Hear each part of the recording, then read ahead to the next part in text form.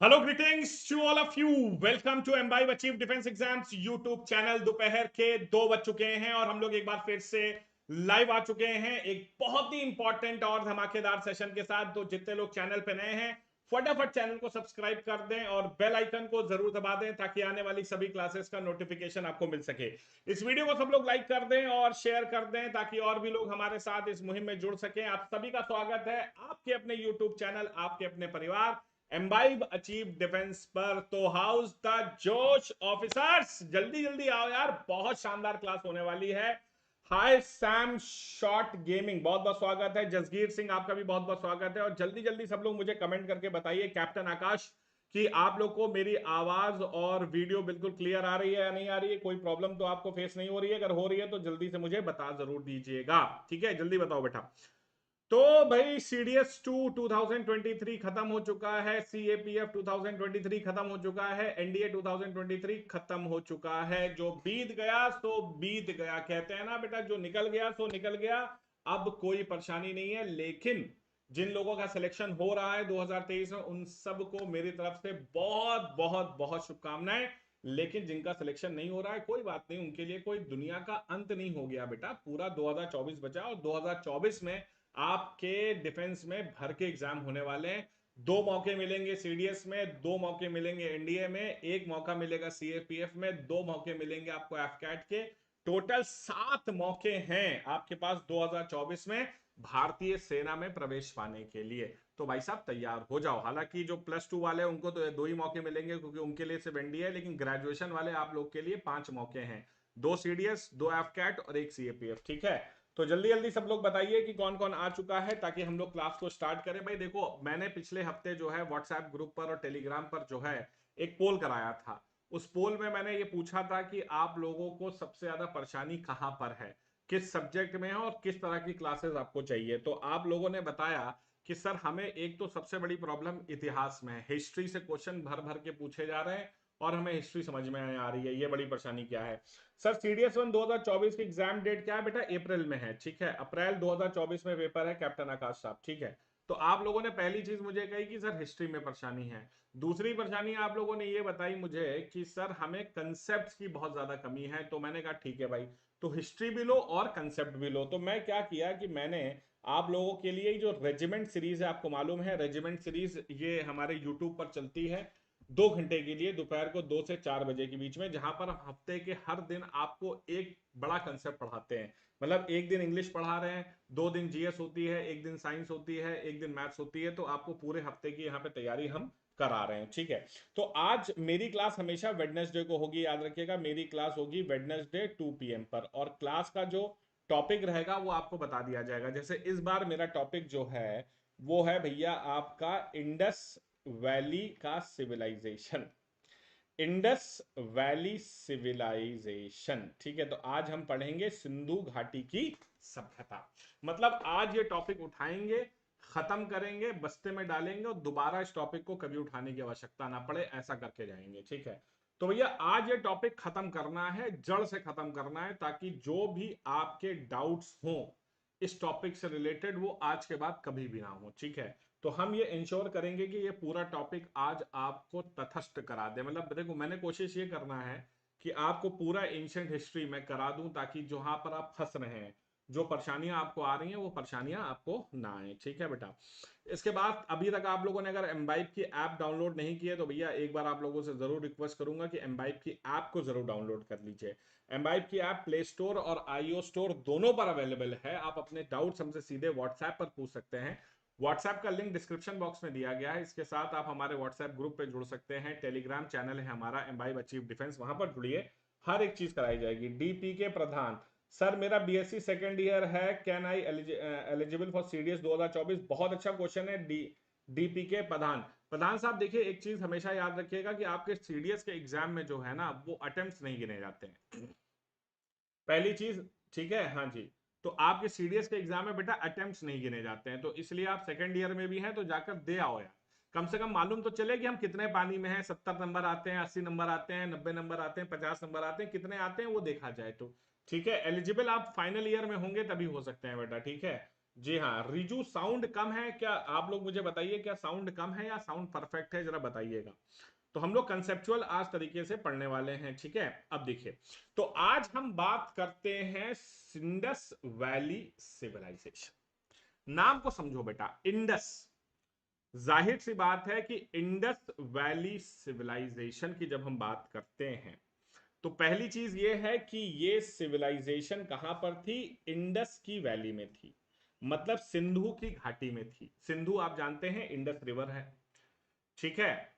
और सिविलाइजेशन का मतलब क्या होता है बेटा? सभ्यता। सभ्यता का मतलब क्या होता है? सभ्यता का मतलब होता है कि जब समाज में लोग एक साथ रहें, जब समाज में लोग एक साथ रहें तो उन्हें सिविलाइजेशन कहा जाता है ना। समझो, जैसे होता क्या है, आप देखेंगे सड़क पर कोई इंसान बहुत अंड शंड तरीके से गाड़ी चला रहा होता है, तो लोग क्या कहते हैं? ये अनसिविलाइज्ड इंसान है। अनसिविलाइज्ड का मतलब क्या होता है? मतलब जिसको समाज के तौर तरीके नहीं मालूम हो, ठीक है बेटा। तो अनसिविलाइज्ड वो होते हैं जिनको सामाजिक तौर तरीके ना मालूम हो। और सिविलाइजेशन का मतलब होता है एक ऐसा समाज जो कि एक तौर तरीके में रहता हो। पहले जब इंसान इस दुनिया में आए, तो आपको मालूम है कि इस दुनिया में इंसान जो थे पहले वो बिना कपड़ों के घूमते थे। लेकिन जब सब लोग साथ रहने लग गया बेटा, तो लोगों को लगने लगा यार ये हमारे तो बदन पे कपड़ा नहीं है, लोगों को शर्म आई। तो लोगों ने फिर कपड़े वगैरह पहनने लगे, तो एक सिविलाइजेशन को जन्म मिला। और ये सिविलाइजेशन जो थी बेटा, वो इंडस रिवर के आसपास थी, ठीक है। देखो, हमेशा याद रखना कि दुनिया में कोई भी जो सिविलाइजेशन होती है ना बेटा, वो हमेशा, सभ्यताएं जो होती हैं, वो हमेशा नदी के आसपास होती हैं। आप वो डिस्कवरी चैनल पे एक शो देखते होंगे ना, बियर ग्रिल्स का आता है, मैन वर्सेस वाइल्ड। वो क्या कहता है, आप कभी जंगल में कहीं खो जाएं, अगर आप जंगल में कभी कहीं खो जाएं तो बिल्कुल भी घबराइए मत। आपका सबसे पहला काम क्या है? सबसे पहला आपका काम है कि जंगल में खोने पर सबसे पहले आप ढूंढिए पानी। और पानी अगर मिल जाए तो पानी के साथ साथ चलिए, क्योंकि जहां पानी है वहां इंसान होगा। ये गारंटी है, जहां पानी है बेटा वहां इंसान होगा, क्योंकि इंसान बिना पानी के नहीं रह सकता, ठीक है। तो आप अगर पानी के साथ चलेंगे तो आपको इंसान जरूर मिल जाएगा, ठीक है। तो इंडस वैली सिविलाइजेशन की अगर हम बात करते हैं, तो सबसे पहला क्वेश्चन ये आता है हमारे दिमाग में कि भाई इंडस वैली सिविलाइजेशन का समय क्या था। तो बेटा मैं आपको बता दूं कि इंडस वैली सिविलाइजेशन का समय जो था ना, वो करीब 2500 बीसी से 1750 बीसी के आसपास था। बीसी मतलब जिसे हम कहते हैं बेटा बिफोर क्राइस्ट, ईसा पूर्व। मतलब कि जीसस क्राइस्ट के पैदा होने से करीब 2500 साल पहले की सभ्यता थी। अभी जैसे क्या चल रहा है, इस समय चल रहा है 2023 एडी। एडी का मतलब होता है after the death of Christ कह लीजिए, या एनो डोनमी भी कहते हैं। तो इसका मतलब है कि जीसस क्राइस्ट के मरने के 2023 साल हो चुके हैं। और बीसी का मतलब है कि जीसस क्राइस्ट के पैदा होने के 2500 साल पहले। तो ऑलमोस्ट आप कह सकते हैं कि ये सभ्यता आज के समय से करीब करीब 4500 साल पुरानी सभ्यता है।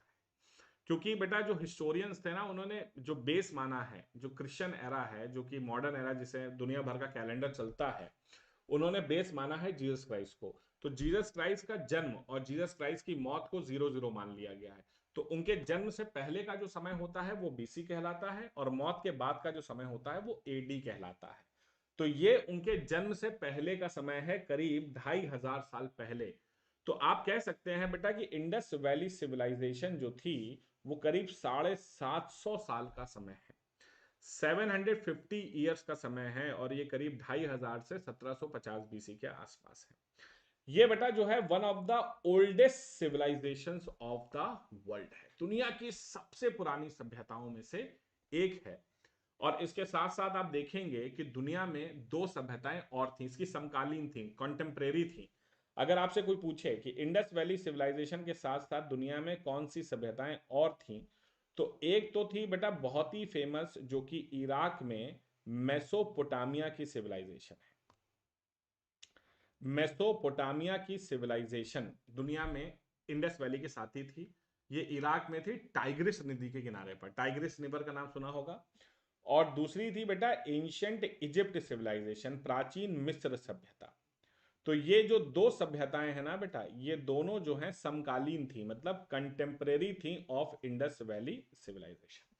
तो मेसोपोटामिया की सभ्यता और प्राचीन मिस्र की सभ्यता। मेसोपोटामिया की सभ्यता जो थी बेटा वो टाइग्रिस नदी के किनारे पर थी, और एंशिएंट इजिप्ट की सिविलाइजेशन जो थी वो आपकी नील रिवर, जिसे हम नाइल रिवर भी कहते हैं। तो मेसोपोटामिया जो था बेटा वो टाइग्रिस रिवर के किनारे पर था, और एंशिएंट इजिप्ट सिविलाइजेशन जो था वो नाइल रिवर, जिसे नील नदी कहते हैं। अच्छा, एक बात बताओ मुझे बेटा, एक क्वेश्चन है आपसे मैं पूछ रहा हूं कि दुनिया में सबसे ओल्डेस्ट सिविलाइजेशन किसे माना गया?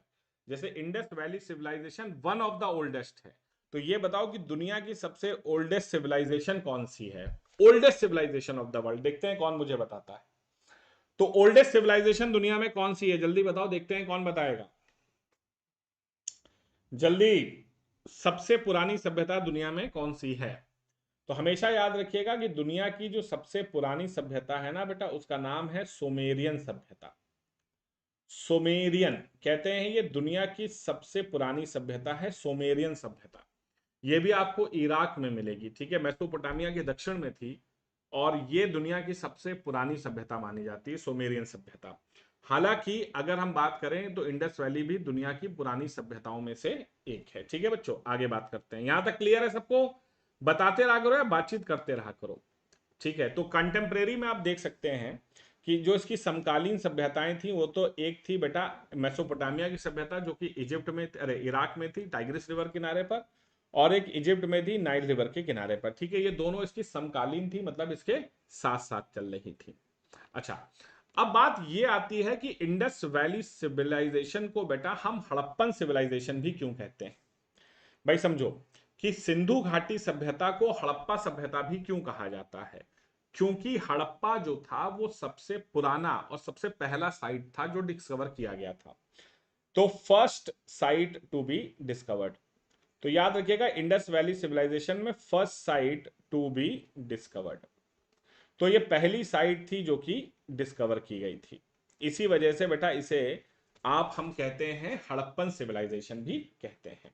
अच्छी बात देखो क्या है, समझो बेटा, इंडस वैली सिविलाइजेशन जो है उसका कोई इतिहास तो है नहीं, मतलब किताबें अवेलेबल हैं लेकिन उसको पढ़ने वाला दुनिया में कोई नहीं है। तो इंडस वैली सिविलाइजेशन के बारे में जो भी हम पढ़ रहे हैं वो वहां पर जो खुदाई में चीजें निकली हैं उसके आधार पर एक कहानी बनाई गई है कि ऐसा हुआ होगा। भाई ऐसा हुआ था इसकी कोई गारंटी नहीं है, लेकिन ऐसा हुआ होगा ये अच्छी बात है। भाई देखो, अगर उसकी स्क्रिप्ट पढ़ने वाले लोग होते तो हमें और भी चीजें पढ़नी पड़ती, लेकिन अब उसकी स्क्रिप्ट पढ़ने वाले लोग ही नहीं दुनिया में, तो हमें बहुत ज्यादा कुछ खास पढ़ने की आवश्यकता नहीं होती है। सिर्फ जो खुदाई में चीजें निकली हैं वो एग्जाम में बहुत पूछी जाती है, हमें वो याद करके रखना है। तो यहां पर बेटा याद रखिएगा, इसे हड़प्पा सिविलाइजेशन भी कहते हैं क्योंकि हड़प्पा पहला साइट था जिसे डिस्कवर किया गया था। ठीक है बच्चों, अब देखो, अब एक क्वेश्चन आता है कि इंडस वैली सिविलाइजेशन का क्षेत्रफल कितना था?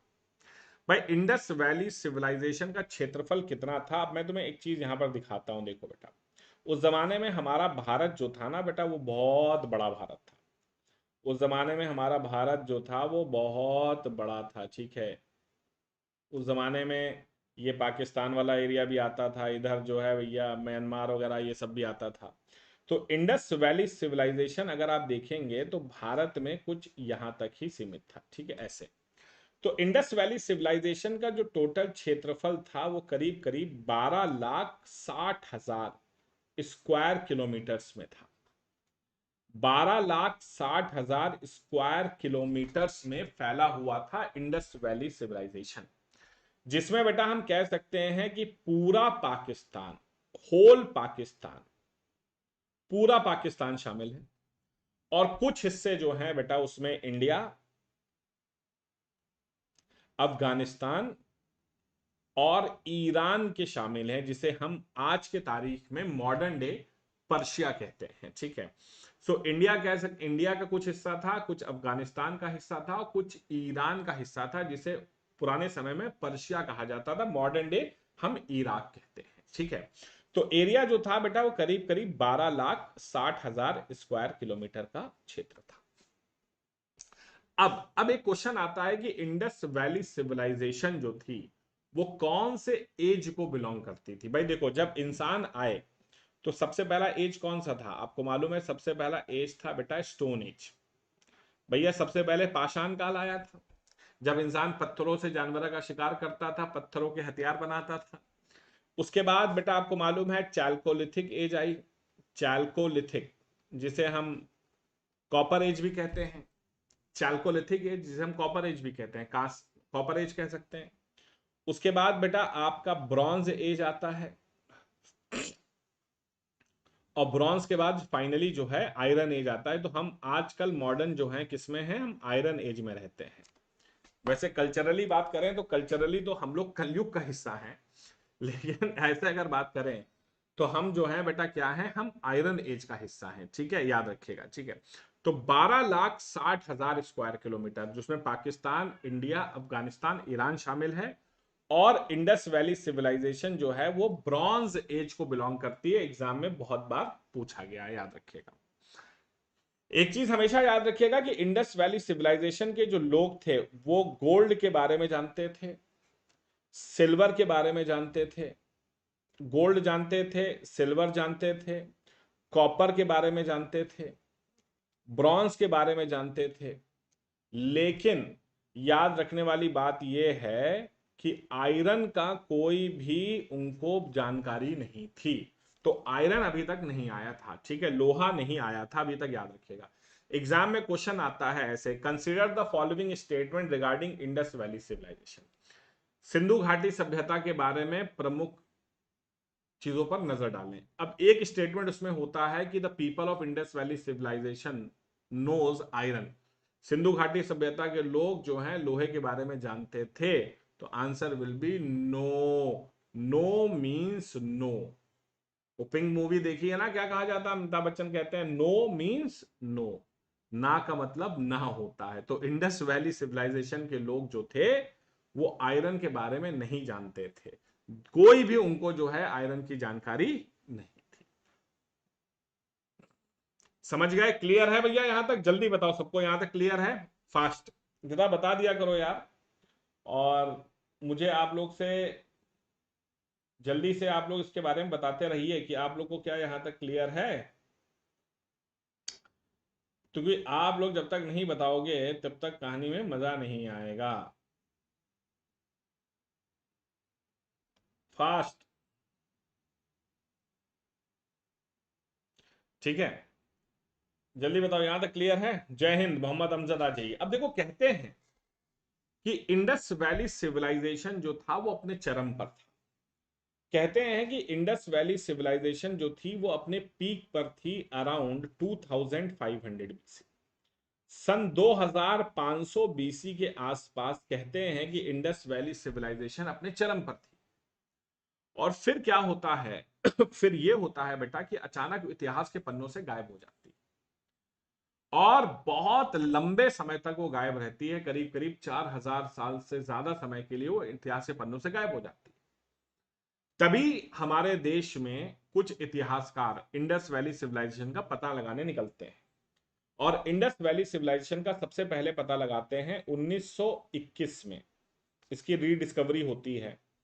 एक व्यक्ति थे जिनका नाम था प्रोफेसर दयाराम साहनी। प्रोफेसर दयाराम साहनी नाम के एक व्यक्ति थे, उन्होंने भाई साहब इसकी पता लगाया। प्रोफेसर दयाराम साहनी ने 1921 में हड़प्पा की खोज करी। तो वो हड़प्पा तक पहुंच गए। ठीक है, हड़प्पा कहां पर स्थित था? पाकिस्तान में आप जाएंगे, साहिवाल जिला, वहां पर मिला हड़प्पा। और 1922 में एक व्यक्ति थे जिनका नाम था प्रोफेसर आर डी बैनर्जी। तो दयाराम साहनी और आर डी बैनर्जी, इन्होंने दोनों खोज की, और ये पहुंचे बेटा कहां पर? ये पहुंचे मोहनजोदाड़ो पर। तो हड़प्पा की खोज करी प्रोफेसर दयाराम साहनी ने, और आर डी बनर्जी ने खोज करी मोहनजोदाड़ो की। तो यहीं से बेटा कहते हैं ना कि इंडस वैली सिविलाइजेशन की डिस्कवरी की शुरुआत होती है। अब उस जमाने में आप जानते हैं भारत में अंग्रेजों का शासन था, और उस जमाने में एक व्यक्ति हुआ करते थे ब्रिटिश आर्कियोलॉजिस्ट जो कि बहुत फेमस थे, प्रोफेसर जॉन मार्शल। इनकी अध्यक्षता में जो है पूरा काम हुआ था। तो प्रोफेसर जॉन मार्शल जो थे बेटा वो आर्कियोलॉजिकल सर्वे ऑफ इंडिया के हेड हुआ करते थे, और उनकी अध्यक्षता में ये खोज शुरू हुई। और ये खोज 1921 में प्रोफेसर दयाराम साहनी ने हड़प्पा की खोज करी बेटा कहां पर? आपके रावी इंडस रिवर के, अरे सॉरी, रावी नदी के किनारे पर। और प्रोफेसर आर डी बनर्जी ने मोहनजोदाड़ो की खोज करी इंडस रिवर के किनारे पर। क्लियर है? तो ये बहुत इंपॉर्टेंट था, तो डिस्कवरी कैसे हुई इसकी। ठीक है, अब बात आती है कि इंडस वैली सिविलाइजेशन की इंपॉर्टेंट साइट्स को हम पढ़ना शुरू करेंगे। देखो बेटा, तो major sites of Indus valley civilisation exam में बहुत पूछी जाती हैं कि साइट्स कहां हैं और इनसे हमें क्या क्या मिला था। तो भाई शुरू किया जाए। Important sites of Indus valley civilisation, जल्दी बताओ भाई, आप लोग इसका मुझे जवाब दें, जल्दी बताइए, शुरू किया जाए। तो इंडस वैली सिविलाइजेशन की हम इंपॉर्टेंट साइट्स को पढ़ना शुरू करें कि ना करें, जल्दी बताओ। और एग्जाम में यह भी पूछा जाता है कि इस साइट पर क्या मिला था और दूसरी साइट पर क्या मिला था। ये बड़ा इंपॉर्टेंट चीजें हैं जो हमें याद करनी है। ठीक है, ओके, जय हिंद। आ जाइए। अब इंपॉर्टेंट साइट्स में सबसे पहले आती है बेटा, देखो, हड़प्पा। तो हड़प्पा की खोज किसने की? हड़प्पा की खोज सन 1921 में की गई बाय प्रोफेसर दयाराम साहनी। तो प्रोफेसर दयाराम साहनी ने हड़प्पा की खोज करी 1921 में। दूसरी चीज यहां पर यह पूछी जाती है कि हड़प्पा कहां पर स्थित है। तो हड़प्पा स्थित है बेटा, याद रखिएगा, कि Sahiwal district of Pakistan. Sahiwal district of Pakistan. तो पाकिस्तान के साहिवाल जिले में हड़प्पा जो है वो स्थित है। ओके। और किस नदी के किनारे पर है? तो ये जो है बेटा रावी नदी के किनारे पर है। तो रावी नदी के किनारे पर जो है ये हड़प्पा हमारा स्थित है। अब देखो, अब क्वेश्चन ये आता है कि हड़प्पा से क्या क्या मिला था। ये काफी इंपॉर्टेंट क्वेश्चन है। तो हड़प्पा से अगर बात करें कि हड़प्पा से भाई खुदाई में क्या क्या मिला था, तो हमें समझना पड़ेगा। देखो, तो हड़प्पा से खुदाई में सबसे पहले मिला था the great granary. The great granary, जिसे हम कहते हैं विशाल अन्न भंडार। भैया एक बहुत बड़ी ग्रेनरी मिली थी, विशाल अन्न भंडार मिला था। और ये ग्रेनरी बहुत बड़ी थी। इसका साइज जो था 169 फीट्स इंटू 35 फीट्स। तो इसकी लंबाई चौड़ाई आप देख रहे हैं कितनी ज्यादा थी। तो 169 गुणा 35 फीट, ये इसकी लंबाई चौड़ाई जो थी द ग्रेट ग्रेनरी की, बहुत बड़ी थी। अच्छा, हड़प्पा से दूसरी चीज क्या मिला था बेटा? एक मिला था सिंगल रूम बैरक। एक कमरे की जेल मिली थी। सिंगल रूम बैरक, एक कमरे की जेल मिली थी।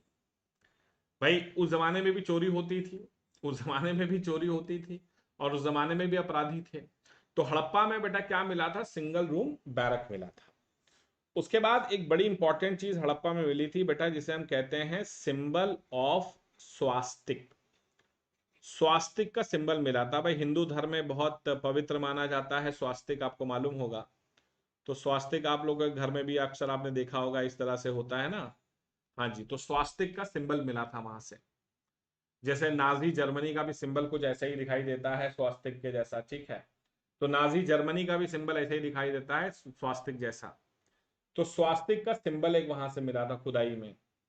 उसके बाद वहां से खुदाई में क्या मिला था? एक बड़ी इंपॉर्टेंट चीज मिली थी। ये सबसे इंपॉर्टेंट, देखो यहां पर बात क्या है, naked red stone. Naked red stone statue, लाल पत्थर से बनी हुई एक नग्न जो है बेटा स्टैचू मिली थी, लाल पत्थर से बनी हुई।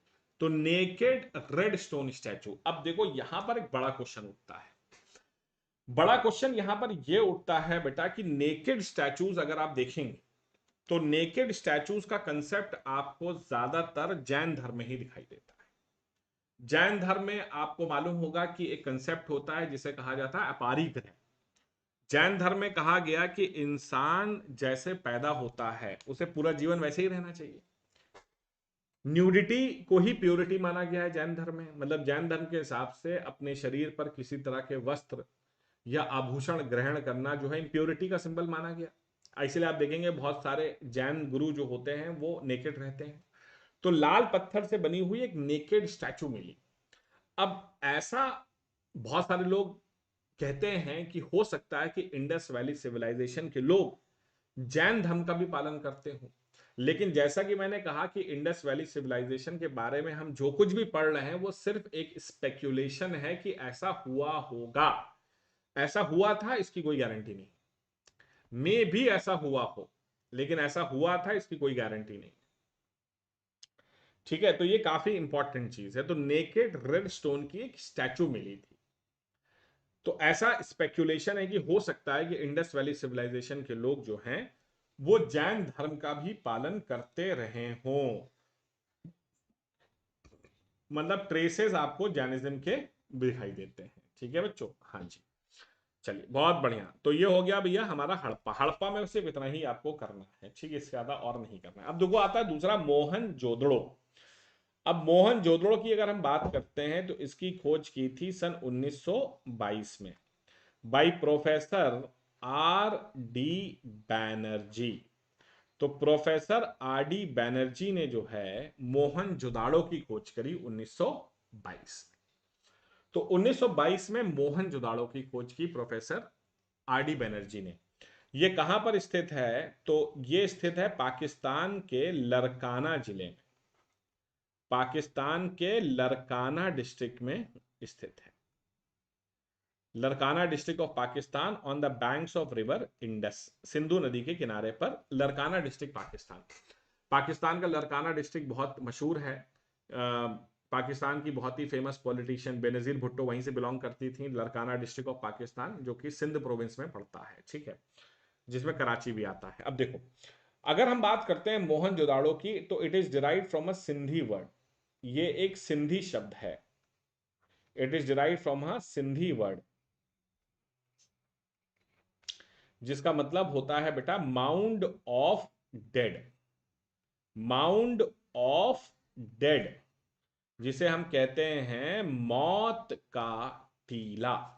माउंट ऑफ डेड, मौत का टीला। ठीक है, तो ये मौत का टीला भी कहलाता था।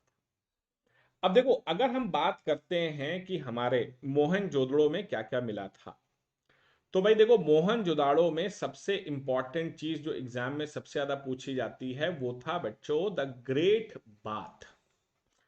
ग्रेट बाथ पाया गया था जिसे हम कहते हैं बहुत ही मशहूर विशाल स्नान गृह। ये भैया एक बहुत बड़ा एक कम्युनिटी स्विमिंग पूल था जहां पर लोग सामूहिक स्नान करते थे, जो कि बेटा बहुत ही इंपॉर्टेंट, जैसे लोग गंगा स्नान करते हैं अपने पाप धोने के लिए, वैसे ही वहां के लोग जो है सामूहिक स्नान करते थे। ये एक ग्रेट बाथ था और ये बहुत इंपॉर्टेंट था। तो एक बहुत बड़ा स्नान गृह बना हुआ था, उसी में लोग नहाते थे। ठीक है, तो ग्रेट बाथ ये बहुत फेमस माना गया है आपके कहां पर, आपके मोहनजोदाड़ो में। ग्रेट बाथ याद रखिएगा, this is very very very important. ठीक है, अच्छा उसके बाद आपका यहां से क्या मिला था? तो मल्टी पिलर्ड, मल्टी सॉरी, तो यहां से आपका मिला था बच्चों मल्टी पिलर्ड, कई खंभों वाला असेंबली हॉल। एक बहुत बड़ा असेंबली हॉल मिला था यहां से, मल्टी पिलर्ड असेंबली हॉल जिसे हम कहते हैं सभागार, जहां पर बेटा बड़ी बड़ी जो है सभाएं होती थी। तो मल्टी पिलर्ड कई खंभों वाला जो है बेटा एक सभागार मिला था। एग्जाम में जो सबसे ज्यादा पूछा जाता है वो ये समझिएगा यहां पर bronze statue, bronze statue of dancing girl, एक नृत्य करती हुई महिला की कांस्य की मूर्ति। Bronze statue of a dancing girl, नृत्य करती हुई एक महिला की ब्रॉन्ज स्टैचू मतलब कांसे की मूर्ति मिली।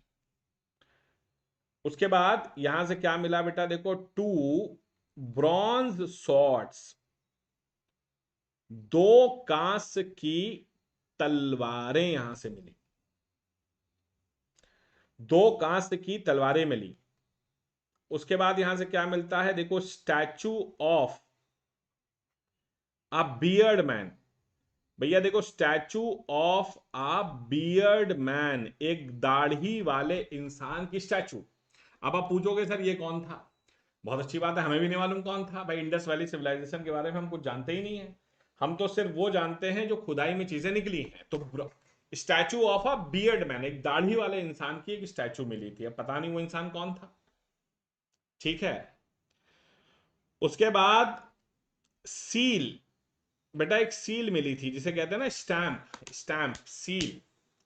और उस सील पर जो है, सील थी, एक स्टैंप था जिस पर बेटा पशुपति महादेव बने हुए थे। पशुपति महादेव, जिसे आप कह सकते हैं भगवान शिव की इमेज मिली थी सील पर। इससे एक चीज साबित होती है कि भैया इंडस वैली सिविलाइजेशन के लोग शिव भक्त हो सकते थे भाई। भाई देखो यहां पर अगर पशुपति महादेव की स्टैंप मिलती है, इससे क्या साबित होता है कि हो सकता है वहां के लोग जो है शिव भक्त भी हों। उसके बाद यहां से एक बड़ी इंपॉर्टेंट चीज मिली बेटा जिसे हम कहते हैं piece of woven cloth. Piece of woven cloth, बुने हुए कपड़े का एक टुकड़ा। भैया एक कपड़ा जो कि बुना हुआ था, तो बुने हुए कपड़े का एक टुकड़ा आपको यहां से मिलता है। ठीक है भाई, यहां पे देखो बहुत सिंपल कंसेप्ट बता रहा हूं। तो बुने हुए कपड़े का बहुत बढ़िया कंसेप्ट। ठीक है। अब देखिए, अब अब इंडस वैली सिविलाइजेशन का जो ये मोहनजोदाड़ो था ना, ये बेटा उस जमाने का बहुत ही ताबड़तोड़ शहर था, इसका कोई मुकाबला नहीं था। ठीक है। इंडस वैली सिविलाइजेशन का मोहनजोदाड़ो की सबसे बड़ी खासियत थी भैया यहाँ की टाउन प्लानिंग। भाई साहब टाउन प्लानिंग क्या गजब की होती थी। टाउन प्लानिंग भाई साहब, ये शहर जो था वो टाउन प्लानिंग से बना हुआ था। ठीक है। यहां पर भाई साहब ड्रेनेज सिस्टम था, ड्रेनेज सिस्टम था, समझो भैया, ड्रेनेज सिस्टम हुआ करता था, पानी के निकास का हिसाब किताब था। मोहनजोदाड़ो में भाई साहब रोड्स बनी हुई थी जो कि 33 फीट चौड़ी रोडें उस जमाने में, 33 फीट चौड़ी रोडें नॉर्थ से साउथ के डायरेक्शन में चलती थी। और दूसरी रोड जो थी बेटा वो ईस्ट टू वेस्ट होती थी। और ये दोनों एक दूसरे को 90 डिग्री पे इंटरसेक्ट करती थी, नॉर्थ टू साउथ और ईस्ट टू वेस्ट। तो ये रोड एक दूसरे को 90 डिग्री पे इंटरसेक्ट करती। उस जमाने में सोचो जब बेटा स्केलिंग सिस्टम, नापने की कोई चीज ही नहीं थी, कुछ नहीं था, तब इतना प्रिसीजन था यहां पर। ठीक है। तो रोड्स जो थी वो चौड़ी थी, रोड्स चौड़ी थी, और भाई साहब वो नॉर्थ टू साउथ में चलती थी, 33 फीट चौड़ाई थी उनकी। तो अगर आप देखेंगे इंडस वैली सिविलाइजेशन में तो ग्रिड पैटर्न का इस्तेमाल होता था, ग्रिड पैटर्न, ग्रिड पैटर्न का इस्तेमाल होता था भाई। शहर बहुत शानदार बनते थे। होता क्या था, शहर के बिल्कुल बीचों बीच में आप देखेंगे इस तरह से, तो एक कंसेप्ट होता था जिसे सिटाडल कहा जाता था। पहले एक किला होता था। ठीक है। सिटाडल के इस साइड अगर आप जाएंगे यहां पर, तो ये लोअर टाउन होता था। लोअर टाउन जो होता था वहां पर आम आदमी रहता था। और फिर अगर आप और ऊपर जाएंगे तो इस तरह से ये ग्रिड होता था। ये हायर टाउन होता था, यहां पर आपको थोड़ा सा चल के ऊपर जाना पड़ता था। तो सिटाडल होता था, लोअर टाउन होता था, फिर हायर टाउन होता था। हायर टाउन जो होते थे वहां पर जो है बेटा प्रीमियम लोग रहते थे ना, उस जमाने के एलिट लोग जो है वहां पर रहा करते थे। तो प्रीमियम लोग जो होते थे, एलिट लोग होते थे, वो हाई टाउन में रहते थे, लोअर टाउन में आम जनता रहती थी, और सिटाडल होता था, किला होता था। ये इंडस वैली सिविलाइजेशन के जो शहर थे उनकी खासियत थी, समझ रहे हो। तो इस तरह से वो पैटर्न ग्रिड पैटर्न में बनाए जाते थे। सो आई होप यहां तक क्लियर है सबको। जल्दी बताओ भैया, तो राइट एंगल्स पे काट रहे हैं, अब आप सोचिए। सो कितना एडवांस्ड सिस्टम था भाई वहां पर। क्लियर है तो मुझे सब लोग बताते रहिए। ठीक है। ओके। बहुत डिटेल्ड में बारीकी से आपको बताया जा रहा है। अब देखिए तीसरी साइड आती है जिसका नाम है काली बंगन। काली बंगा, काली मतलब ब्लैक, बंगा मीन्स बैंगल।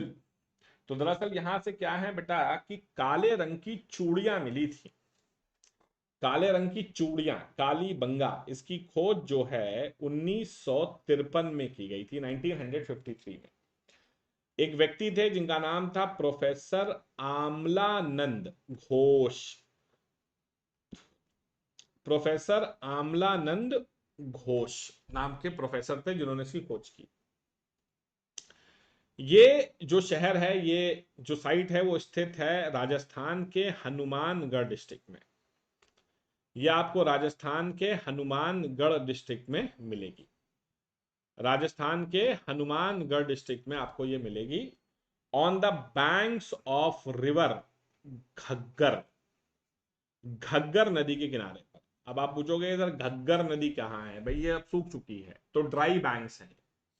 तो dry banks of Ghaggar river, Rajasthan के हनुमानगढ़ जिले में आपको ये साइट मिलेगी। अब कालीबंगा में क्या मिला था, देखो भैया, कालीबंगा में मिली थी सबसे पहले काले रंग की चूड़ियां, ब्लैक बैंगल्स। काले रंग की चूड़ियां मिली थी भाई साहब यहां से। एक बहुत तगड़ी चीज यहां पे मिली थी भैया, वो ये था कि एक प्लाउड फील्ड मिली थी। एक प्लाउड फील्ड मिली थी बेटा, एक जुता हुआ खेत मिला था। जुता हुआ खेत, ठीक है, जुता हुआ खेत मिला। ये बहुत बड़ी डिस्कवरी थी। इससे मालूम चलता है कि एग्रीकल्चर वहां हो रहा था। उसके बाद बोन्स ऑफ कैमल, भैया बोन्स ऑफ कैमल। कैमल जो था ना बेटा, उसकी हड्डियां मिली थी। उसके बाद ह्यूमन हेड, भैया मानव खोपड़ी मिली यहां पर। मानव खोपड़ी मिली यहां पर, वो कहते हैं मुंडी होती है, हाँ जी, डेंजर साइन वाली। डेंजर साइन वाली जो मुंडी होती है, हाँ, वो यहां से मिला। उसके बाद आप देखेंगे यहां पर ह्यूमन हेड मिल गया। उसके बाद यहां पर भैया वुडन व्हील मिली। ये देखो बहुत बढ़िया, इससे साबित होता है कि वहां के लोग ट्रांसपोर्ट का भी इस्तेमाल कर रहे थे। लकड़ी से बना हुआ पहिया मिला।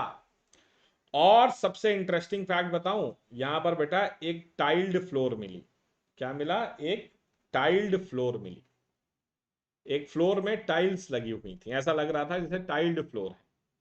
और उस पर जो डिजाइन थी ना, वो बिल्कुल ऐसी थी, ये देखो, इंटरसेक्शन ऑफ सर्कल, जैसे वो ऑडी में होता है ना, हाँ वैसी भैया टाइल्ड फ्लोर मिली थी। क्या बात है। अब आप कहोगे सर ये भी मतलब ऑडी वहीं से इंस्पायर है, तो हमें तो लगता है भैया ऐसे ही था। ठीक है। अच्छा, यहां पर बेटा ग्रेप्स मिली थी। अब देखो यहां पर ग्रेप्स मिली थी। ग्रेप्स आप बोलोगे क्या है बेटा? ग्रेप्स का मतलब होता है बेटा कब्रें। दरअसल इंडस वैली सिविलाइजेशन के समय में दफनाने का प्रक्रिया थी। मरने के बाद जलाते नहीं थे, दफनाते थे, तो ग्रेप्स मिली। और ग्रेव्स जो थी बेटा वो दो तरह की थी। एक तो सर्कुलर ग्रेव थी। क्या थी? सर्कुलर।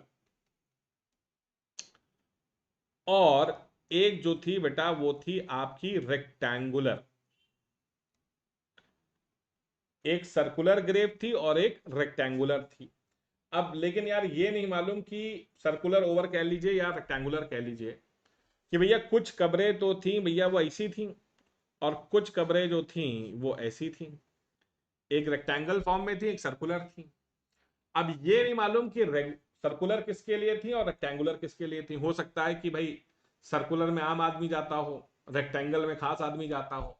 क्योंकि इंडस वैली सिविलाइजेशन की हम स्क्रिप्ट पढ़ नहीं सकते, तो हमें मालूम नहीं कि उसमें कौन था। तो दो तरह की कब्रें थी, तो कोई ना कोई डिस्टिंक्शन जरूर रहा होगा कि भैया सर्कुलर ग्रेव क्या है और रेक्टेंगुलर ग्रेव क्या है। ये अलग अलग क्यों रखी गई, हो सकता है इसके पीछे कोई रीजन रहा हो। तो काली बंगन सबको क्लियर है? तो भाई जल्दी बताओ यार, यहां तक क्लियर हो गया सबको? फास्ट। भाई इतना बढ़िया आप लोग को धीरे धीरे आज पढ़ा रहे हैं, उम्मीद करता हूं कि आपको मजा तो आ रहा होगा, लेकिन आप लोग कमेंट नहीं करके बताते हैं मुझे। ठीक है, आगे देखिए, चाणूदारो। चाणूदारो की अगर बात करें तो इसकी खोज हुई 1931 में by professor N G Majumdar. Professor M G Majumdar ने इसकी खोज करी। तो प्रोफेसर एन जी मजूमदार ने इसकी खोज करी और ये पाकिस्तान में स्थित है।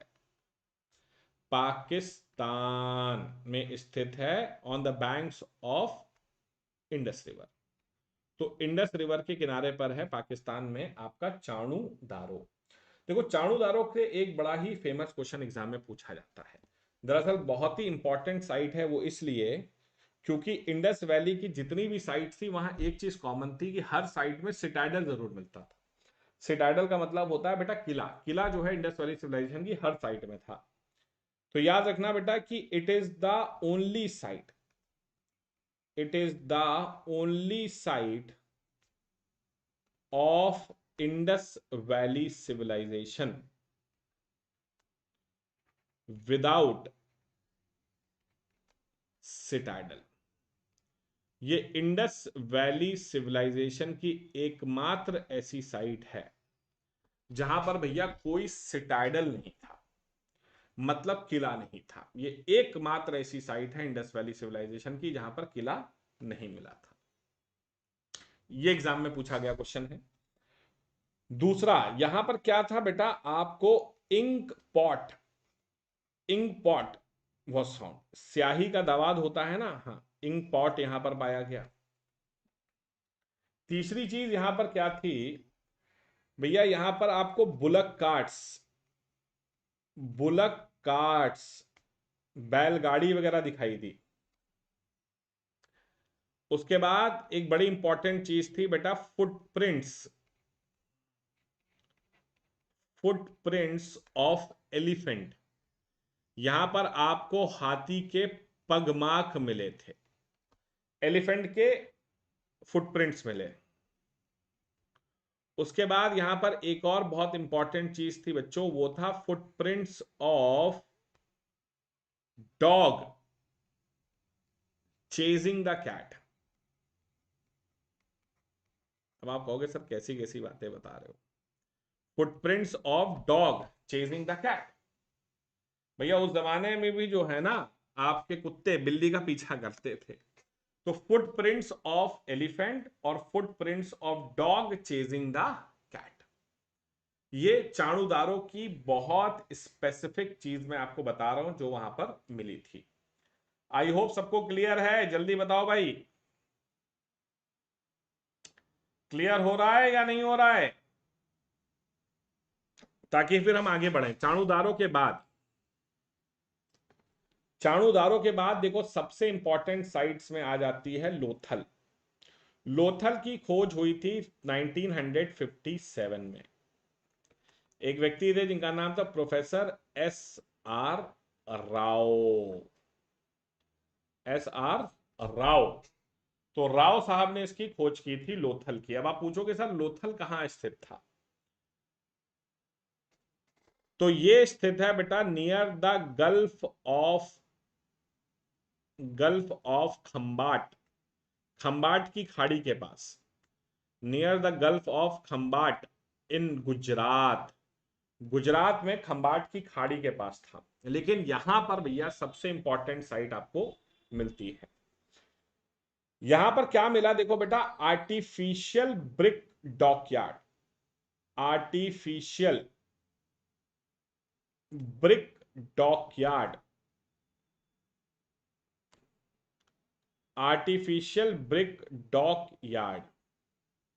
यहां पर भैया पत्थर से बना हुआ बंदरगाह मिला। तो भैया इससे एक चीज बिल्कुल साबित हो गई कि ये इंडस वैली सिविलाइजेशन का पोर्ट सिटी था, बंदरगाह शहर था। और यही वो बंदरगाह था जहां से इंडस वैली सिविलाइजेशन के लोग पूरा व्यापार करते थे।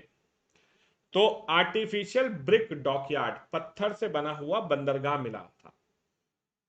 ठीक है, जिसे पोर्ट सिटी आप कह सकते हैं, इंडस वैली सिविलाइजेशन की पोर्ट सिटी थी। ठीक है। दूसरा, उस जमाने में क्या होता था बेटा, एक मिट्टी का इस्तेमाल होता था जिसे टेराकोटा कहते थे। टेराकोटा क्या होती थी, बड़ी स्ट्रांग मिट्टी होती थी। वो एक तो पानी में घुलती नहीं थी, ठीक है बेटा, वो पानी में क्या होता था, बिल्कुल नहीं घुलती थी, और बहुत शानदार किस्म की मिट्टी होती थी। तो टेराकोटा से बनी हुई शिप मिली थी, terracotta ship was found, terracotta से बना हुआ शिप वॉज फाउंड। तो टेराकोटा से बना हुआ भैया पानी का जहाज मिला था, बहुत इंपॉर्टेंट। उसके बाद ये क्वेश्चन भी एग्जाम में बहुत आता है, terracotta statue of horse, terracotta की हॉर्स की बेटा एक स्टैचू मिली थी। उसके बाद यहां पर भैया एक सील मिली, सील बोले तो stamp, seal with image of ship. जैसे वहां पर सील मिली थी जिसमें इमेज ऑफ पशुपति महादेव था, यहां पर भैया इमेज ऑफ शिप हुआ करती थी।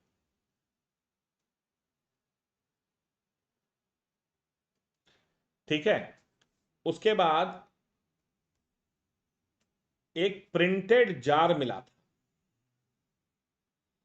भाई साहब प्रिंटेड जार, क्या बात है।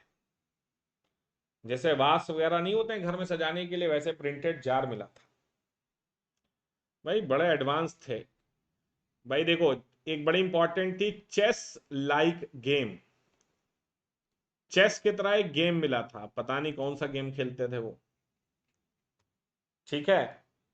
कंपास मिला था। अब जाहिर सी बात है भैया, समुंदर में जाएंगे तो कंपास तो मिलेगा, लेकिन उस कंपास में सिर्फ 3 एंगल नाप सकते थे आप। 45 डिग्री का एंगल नापा जा सकता था, 90 डिग्री का नापा जा सकता था, 180 डिग्री का नापा जा सकता था। 3 ही एंगल नापे जा सकते थे। लेकिन एक और चीज याद रखिएगा, एविडेंस ऑफ राइस। भैया समुंदर है तो राइस तो मिलेगा। एविडेंस ऑफ राइस, चावल का भी एविडेंस मिलता है। एक जगह थी यहां पर जिसका नाम था रंगपुर, लोथल के ही एरिया में आती थी रंगपुर, ये गुजरात में ही है। और यहां पर एविडेंस ऑफ राइस, चावल का यहां पर एविडेंस मिला। ये अपने आप में बड़ी इंपॉर्टेंट चीज थी। तो चावल का एविडेंस बेटा यहां पर मिलता है। ठीक है, तो चावल का evidence, this is something very very very important. अब यहां पर समझो, सबसे इंपॉर्टेंट और सबसे बड़ी बात अब मैं तुम लोगों को बताने जा रहा हूं यहां की, जो आपके बेटा होश उड़ा सकती है। यहाँ की सबसे बड़ी बात बताने जा रहा हूं जो आपके थोड़े से होश उड़ा सकती है। अब आप कहोगे सर ऐसा क्या बताने जा रहे हो, क्योंकि भाई अब आएगी बहुत बड़ी बात। अब बहुत बड़ी बात आने जा रही है, और वो ये है बच्चों कि यहां पर लोथल में आप देखेंगे तो यहां पर बेटा डबल बरियल मिला। अब आप पूछोगे सर ये डबल बरियल का मतलब क्या। डबल बरियल डबल बरियल का मतलब है कि बेटा एक ही कब्र में मेल और फीमेल दोनों की लाशें निकली। एक ही कब्र में आदमी और औरत दोनों की लाश निकली। अब ये तो भाई अपने आप में बड़ा डिस्टर्बिंग है। तो इससे क्या होता है कि इससे एक और एविडेंस सामने आता है। कौन सा एविडेंस यहां पर दिखाई देता है आपको। यहां पर भैया हमें एविडेंस ऑफ सती प्रैक्टिस, सती प्रथा का एविडेंस दिखाई दे रहा है कि हो सकता है भाई इंडस वैली सिविलाइजेशन के लोथल में सती प्रथा का भी चलन रहा हो। लेकिन यह क्लियर नहीं है कि यह मेल सती था या फीमेल सती था। मतलब कि आदमी के मरने के बाद औरत को दफना रहे थे, या औरत के मरने के बाद आदमी को दफना रहे थे। लेकिन सती प्रथा जो थी वहां पर दिखाई देती है। भाई साहब ये एक बहुत बड़ा कंसेप्ट था जो कि लोथल में पाया गया। तो इसको याद रखिएगा, लोथल का जो ये सती प्रथा थी ना, ये काफी इंपॉर्टेंट माना गया। लोथल के बाद आता है बेटा, अगली साइड पर हम चलते हैं। अगली साइड का नाम है रोपड़। रोपड़ की बात करें तो ये 1953 में इसकी खोज हुई, 1953 में। प्रोफेसर एक थे जिनका नाम था वाई डी शर्मा।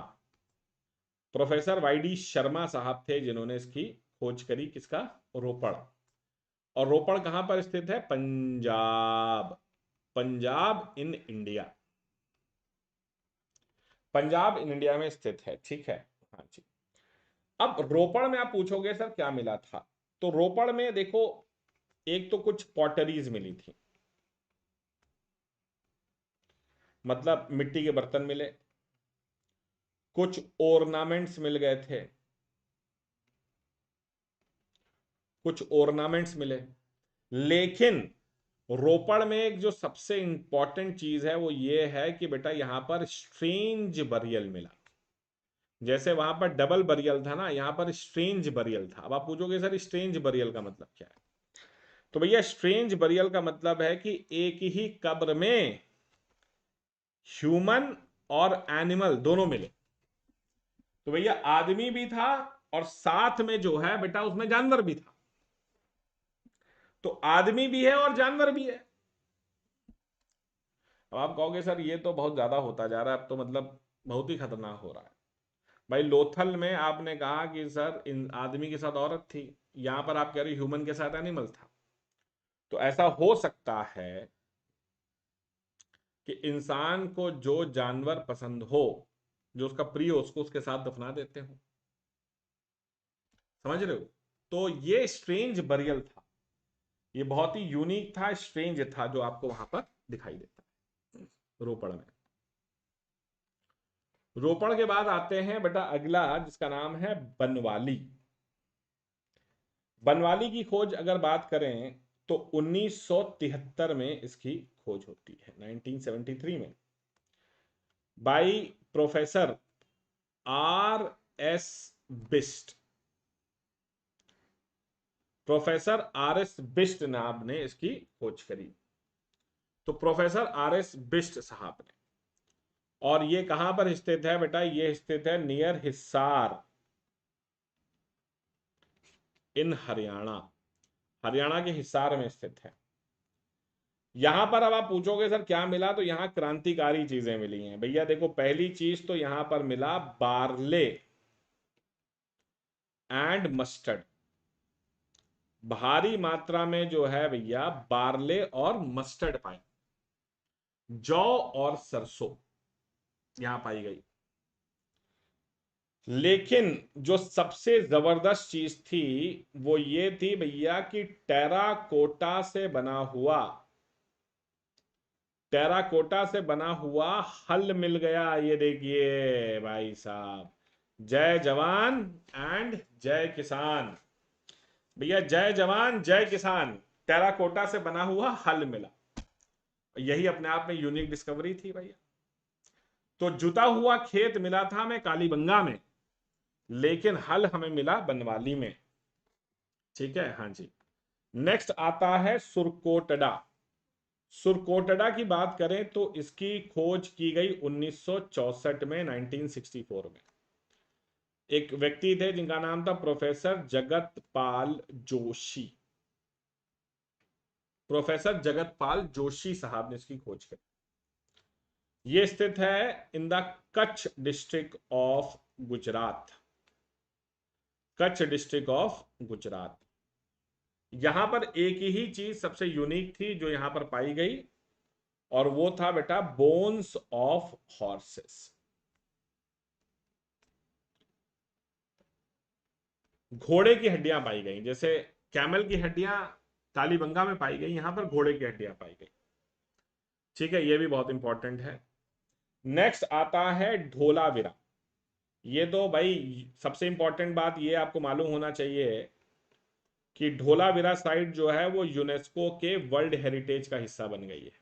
याद रखिएगा, ढोलावीरा यूनेस्को का वर्ल्ड हेरिटेज बन गया है। 1967 में इसकी खोज हुई, और इसकी खोज भी की प्रोफेसर जगत पाल जोशी साहब ने, जिन्होंने सुरकोटडा की खोज की। अब आप पूछेंगे कहां पर स्थित है, तो बेटा ये आपका स्थित है गुजरात में। गुजरात में स्थित है। और यहां पर एक बहुत बड़ा कंसेप्ट मिलता है जो एग्जाम में पूछा गया है, और ये है concept of rain water harvesting. तो यहां पर भैया रेन वाटर हार्वेस्टिंग का कंसेप्ट आपको मिलता है। तो बारिश के पानी को जमा कर लेते थे वो लोग। तो रेन वाटर हार्वेस्टिंग का कंसेप्ट यहीं पर मिलता है। ठीक है, तो ये हमारे बच्चों 9 सबसे इंपॉर्टेंट साइट्स हैं इंडस वैली सिविलाइजेशन। 9 सबसे important sites of Indus valley civilisation यही है।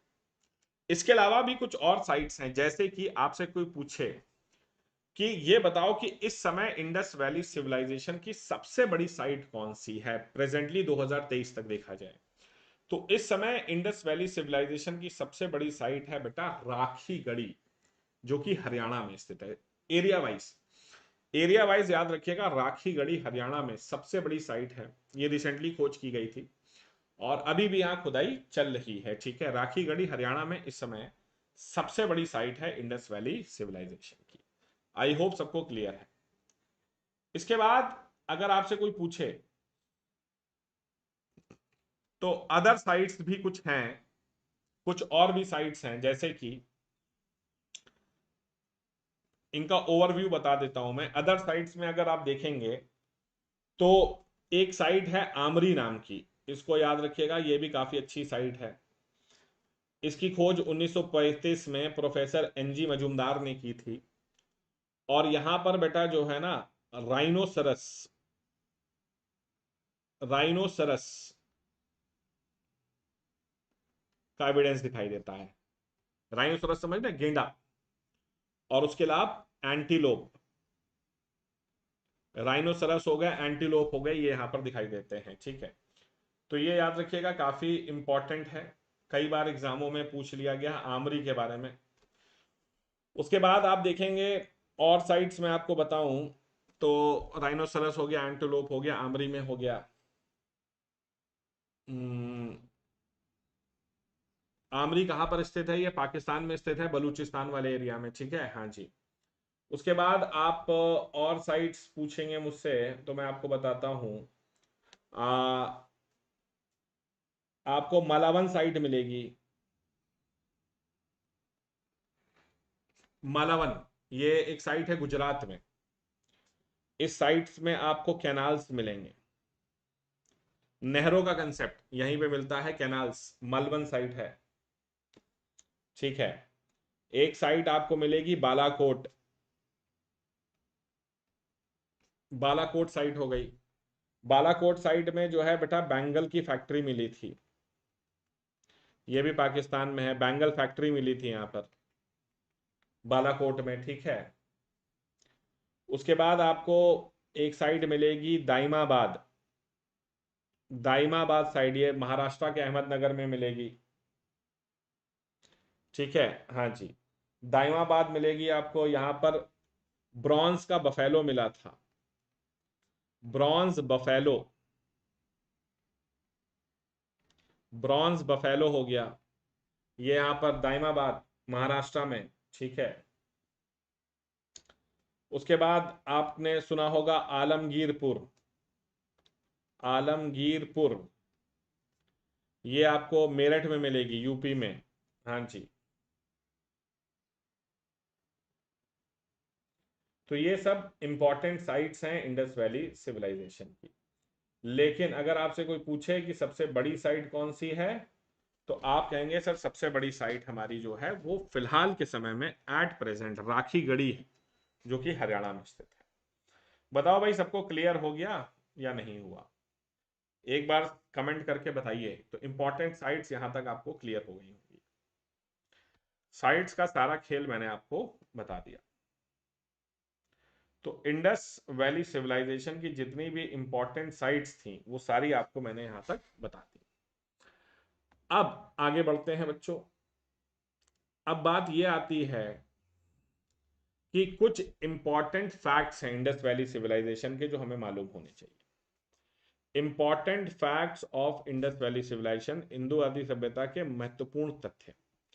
जैसे आपसे कोई पूछे कि इंडस वैली सिविलाइजेशन के सबसे इंपॉर्टेंट गॉड कौन से थे, किस भगवान की पूजा करते थे, तो इंडस वैली सिविलाइजेशन में सबसे प्रमुख गॉड हुआ करते थे पशुपति महादेव, जिन्हें बेटा हम भगवान शिव भी कह सकते हैं। याद रखिएगा बेटा कि इंडस वैली सिविलाइजेशन के लोग जो थे वो योनि और लिंगम, इनकी पूजा करते थे। सबसे प्रमुख जो ट्री था उनका, वो था पीपल का ट्री, पीपल का पेड़।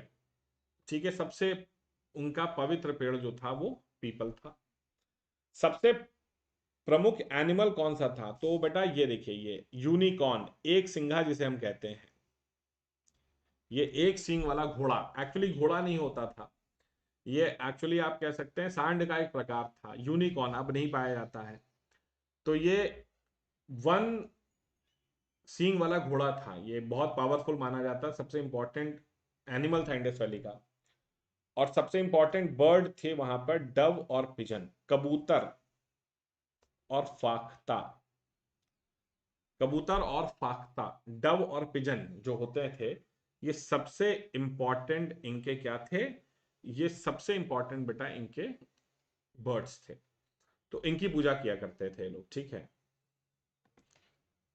अब इंडस वैली सिविलाइजेशन में देखो, मैंने आपको बताया कि जब कोई मरता था तो उसे दफनाया जाता, उसे जलाया नहीं जाता था। इंडस वैली सिविलाइजेशन में दफनाने की प्रक्रिया थी, और दो तरह के कब्रों में उन्हें दफनाया जाता था। ओवल होती थी, अंडाकार कब्रें होती थी, या रेक्टेंगुलर होती थी भाई। लेकिन ये क्लैरिटी नहीं है कि अंडाकार में कौन होता था, रेक्टेंगुलर में कौन होता था। हो सकता है कि अंडाकार में भाई जबरदस्त कहते हैं ना प्रभावशाली लोग आते हों, रेक्टेंगल में आम आदमी आता हो, या उसका उल्टा भी हो सकता है। तो ये बरियल प्रैक्टिस थी। और आप देखेंगे जब कोई मरता था वहां पर, ठीक है, तो मैंने अभी आपको बताया कि उसे जो है नॉर्थ, ये लोथल में अगर आप देखेंगे मेल और फीमेल एक साथ दफनाए गए। रोपड़ में एनिमल के साथ मिला। आप कश्मीर में जाइए, एक साइट मिलेगी बर्ज होम।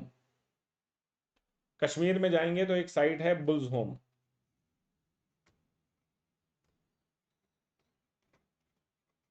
ये कश्मीर में, वहां पर आप देखेंगे कुत्ते, डॉग निकले बेटा जो है, किससे, आपके कब्रों में से डॉग्स निकले, ठीक है। तो आप देखेंगे,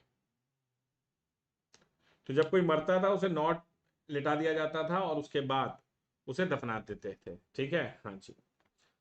अब स्क्रिप्ट्स की बात अगर हम करते हैं, समझो इंडस वैली सिविलाइजेशन, जैसे हमारी जो स्क्रिप्ट है, जैसे हम इंग्लिश में लिखते हैं तो इसमें वर्ड्स होते हैं, लेटर्स होते हैं, ए बी सी डी। लेकिन इंडस वैली सिविलाइजेशन की स्क्रिप्ट क्या थी बेटा, देखो इंडस वैली सिविलाइजेशन की स्क्रिप्ट थी पिक्टोग्राफिक इन नेचर। वो पिक्चर्स बना देते थे, ऐसे देख रहे हो, ये पिक्चर्स बनाते थे।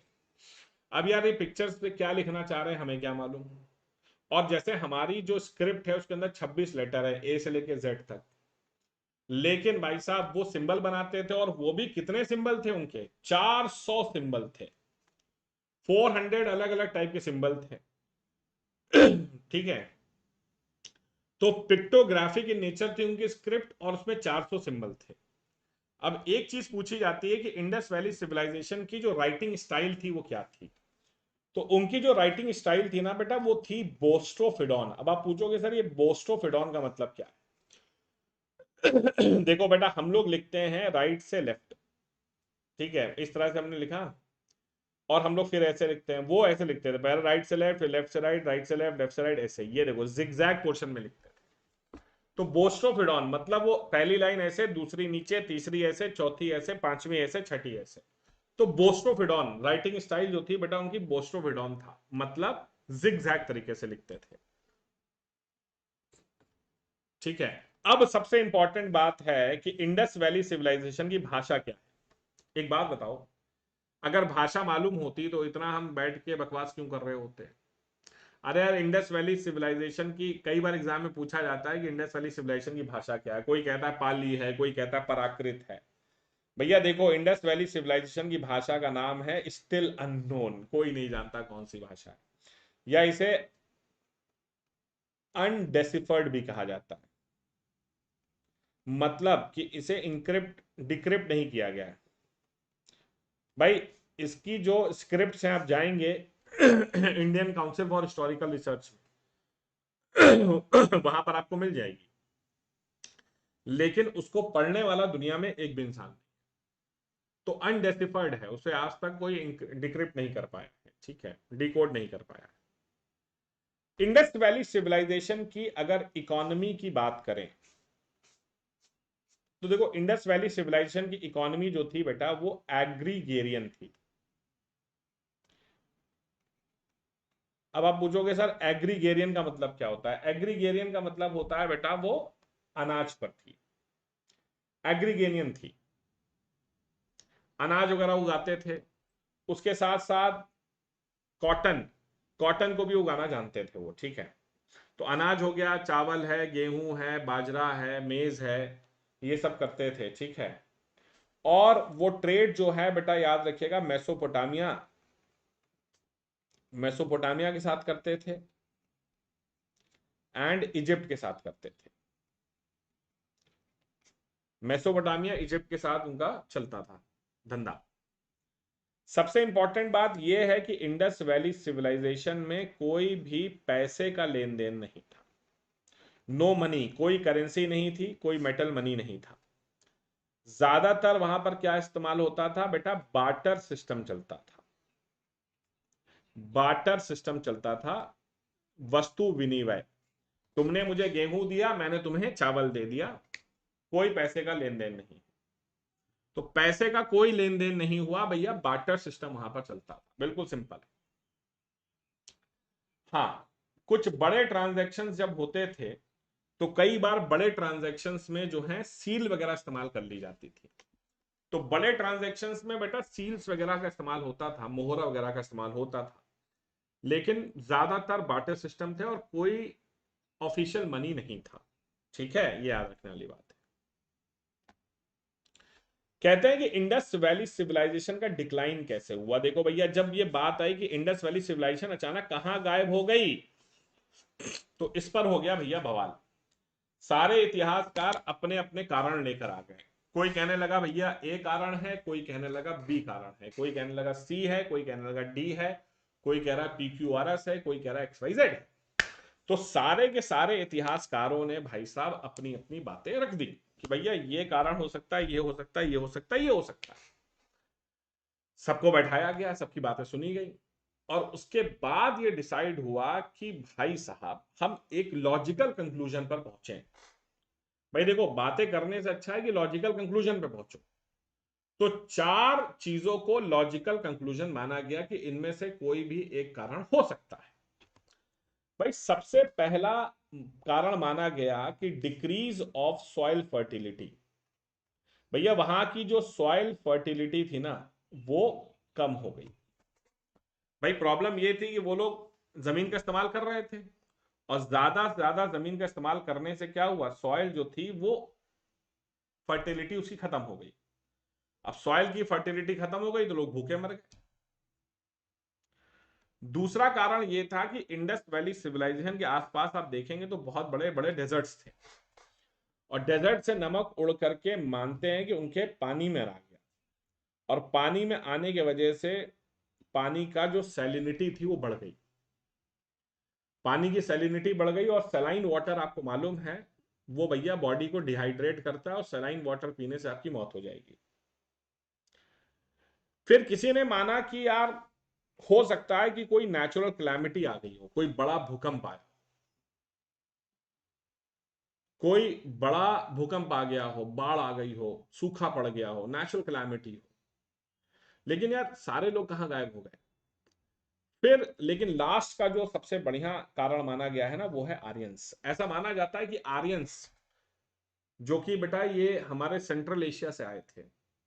हालांकि बाल गंगाधर तिलक की बात करें तो उनके कैलकुलेशंस के हिसाब से आर्यंस जो थे वो आए थे आपके आर्कटिक वाले एरिया से।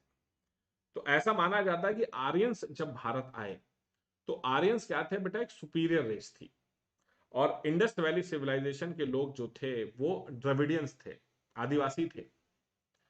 तो ऐसा माना जाता है कि आर्यंस को लगा कि अगर यार ये रहे तो ये हमारी सभ्यता खराब करेंगे।